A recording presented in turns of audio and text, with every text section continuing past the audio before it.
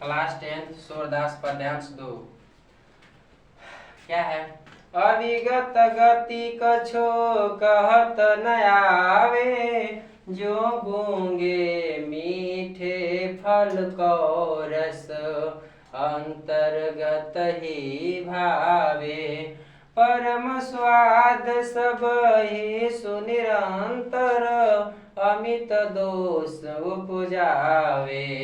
मन बानी को अगम गोचर, सो जाने जो पावे। रूप रेख गुण जाति जुगत बिनु, निरालंब कित धावे।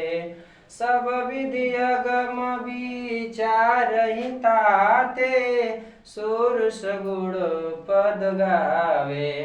संदर्भ है प्रस्तुत पद्यांश हमारी पाठ्य पुस्तक काव्य संकलन के पद नामक शीर्षक पाठ से उद्धृत है, जिसके रचयिता कविवर सूरदास जी हैं। यह पद जो है सुर सागर में संकलित है।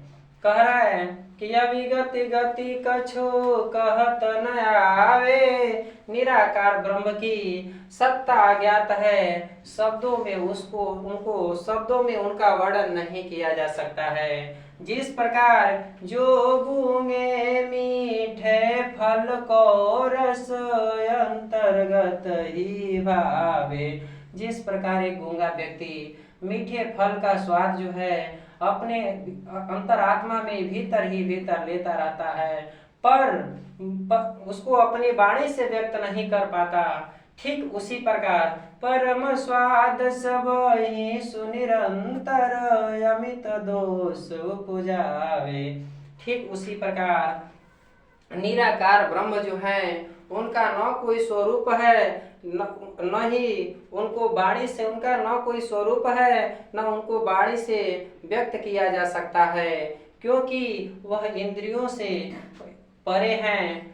अमित दोष उपजावे। मन बानी को अगम गोचर, जो जाने सो पावे। इस तरह से सूरदास जी सब तरह से थक कर वह निराकार ब्रह्म, निर्गुण ब्रह्म को यानी निराकार ब्रह्म को कहते हैं कि निराकार जो ब्रह्म है वह उनको इंद्रियों से वह बहुत परे हैं, न उसे देखा जा सकता है और न ही वहां पहुंचा जा सकता है, न उसे सुना जा सकता है, न ही उनको स्पर्श किया जा सकता है। उनको जो जानता है, जो जाने सो पावे, अर्थात जो उनको जानता है वही उसको पा सकता है। रूप रेख गुण जाति जुगत भी निरालंब के तो धावे। अर्थात न उस भगवान का कोई रूप है, न कोई रंग है, न कोई जाति है, अर्थात उनको किस आधार पर, किस वेश पर उनको कहाँ कहाँ ढूंढा जाए। सब विधि अगम विचार ही ताते, सुर सुगुण